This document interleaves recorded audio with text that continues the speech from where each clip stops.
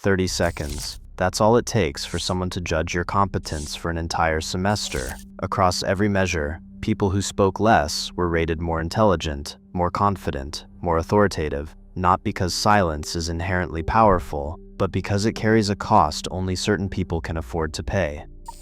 In the early 1990s, psychologists Nalini Ambady and Robert Rosenthal set out to test how little information people need to judge another's competence. Their experiment was simple but unsettling. Participants watched silent 30-second video clips of teachers, no words, just posture, movement, and facial cues. Afterward, they rated each teacher on intelligence, confidence, and effectiveness. Months later, these ratings were compared to the actual end of semester evaluations given by students who had spent months in those classrooms. The alignment was striking. A brief wordless glimpse predicted long-term impressions with a correlation around 0.25, a level of accuracy that would be hard to explain away as luck. Further studies pushed this boundary. In one study, raters viewed only 45 seconds of a teacher's behavior and correctly predicted classroom outcomes nearly 80% of the time. Another experiment swapped in vocal cues, pitch, speech rate, the frequency of and er.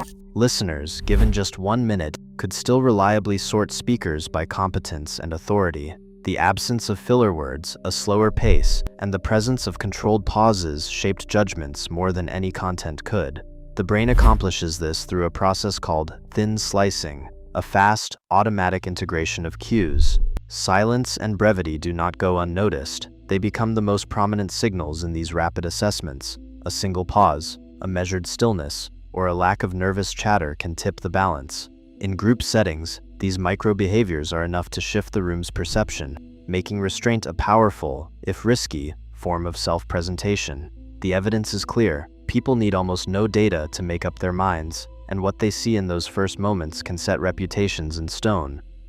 Evolutionary biology offers a lens for understanding why deliberate silence carries so much weight. In the animal world, signals only work if they are costly, if there is something to lose by sending them. Ahmad Zahavi's handicap principle, first outlined in 1975, explains why a peacock's tail or a stag's bellow commands attention. Only the strongest can afford the risk. In human conversation, restraint is a similar gamble. Speaking less means risking invisibility, misunderstanding, or even being ignored. Most people avoid that risk, filling silence with explanations or nervous chatter. But when someone chooses to hold back, the act itself becomes a marker of confidence. The cost of silence is not trivial. In group settings, a person who refrains from speaking gives up the chance to steer the conversation or defend their position.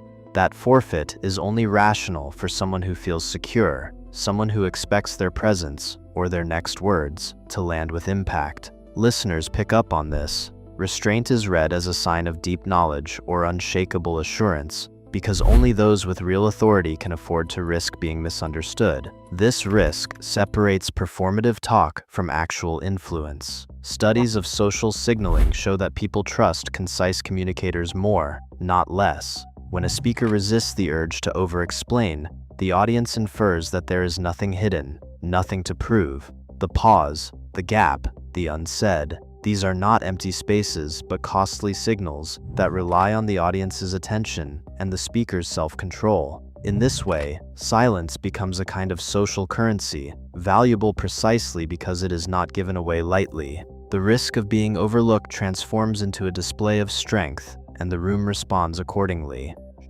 Short, clear statements are easier for the mind to process. This is the core of what psychologists call processing fluency, the ease with which language moves through the brain. When a message is brief and direct, listeners find it more trustworthy and more authoritative, even if the content is simple. In a controlled experiment, a 45-word pitch boosted perceived competence by nearly half a standard deviation compared to a longer, more detailed version. The brevity law, observed across languages and species, shows that frequent, important signals are almost always short. The mind, primed for efficiency, rewards these signals with higher credibility. But the effect is fragile. As soon as a speaker starts hedging, adding phrases like "I think," "maybe," or "it appears," the impact drops. Studies of persuasive speech reveal a 20% reduction in perceived credibility when hedging phrases creep in. This is not just a quirk of language, it is a reflection of how the brain weighs certainty. Listeners tune out the nuance and focus on the confidence behind the words. The more a speaker hedges or rambles, the less competent they seem, regardless of their actual expertise. Brevity, then, is not just about saving time. It is a signal of self-control, of someone who knows what matters and can cut through the noise. The choice to speak concisely is a calculated risk, a gamble that the audience will fill in the gaps and assign credit for clarity.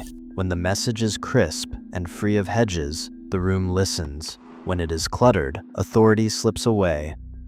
Maya sits across the table, her offer already on the record. The room is tense, every eye flicking from her to the contract, then back again. Her counterpart, impatient for agreement, presses for a quick answer. Maya doesn't respond. Instead, she lets the silence stretch, 5 seconds, then 10, then 30. The only sound is the faint hum of the air conditioning. In that pause, her opponent's confidence begins to erode. He shifts in his seat, glances at his notes, and finally, unable to bear the quiet, lowers his demand.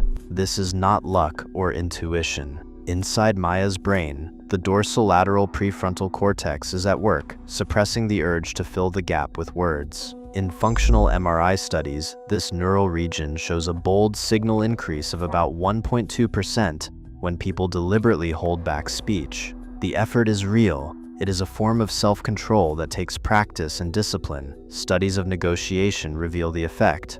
When one side holds a purposeful silence for as little as 30 seconds, the chance of a concession rises by 22%. The ideal pause, researchers find, falls between 500 and 900 milliseconds in everyday conversation. But in high-stakes bargaining, a longer silence becomes a weapon. Maya's pause is not accidental. It is a calculated move, leveraging both biology and psychology. The other side, confronted with her restraint, begins to question their own position. The silence does what no argument can. It forces a shift. Within moments, Maya secures better terms, not by speaking, but by waiting. The power of her pause is not in the absence of words, but in the control it reveals, and the pressure it exerts on those who cannot match it. A silent pause in public can electrify a room or leave it unsettled. At the 2007 iPhone keynote, Steve Jobs paused for 5 seconds before unveiling the device. The tension was deliberate, a test of the crowd's patience and curiosity.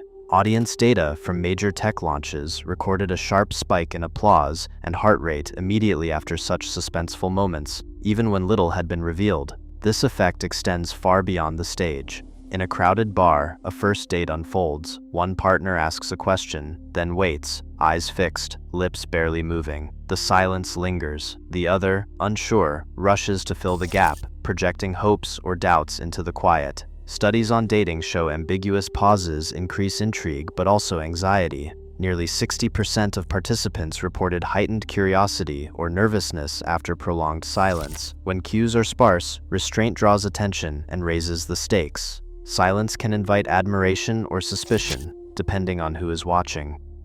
Manager A enters the conference room and delivers a project update in under a minute. Every sentence lands, no filler, no hedging. The team leaves with a clear sense of direction. In a parallel meeting, Manager B talks twice as long, layering explanations and qualifications. By the end, confusion lingers. A field study found that when managers use concise directives, clarity ratings rise by 30%, a difference that shapes not just understanding but compliance. Yet restraint is not a universal key.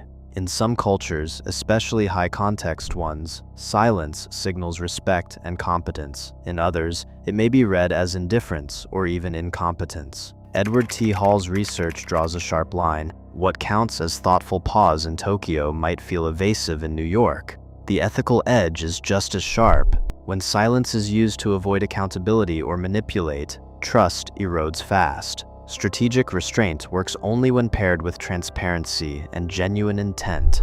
Without that, quiet becomes a liability, not an asset. In an age flooded with noise, restraint isn't just rare, it is strategic. Today, the quietest voices often wield the most influence, not by accident, but by design. Authority is less about volume and more about timing. Sometimes, the silence between words is where real power lives. Share your thoughts below.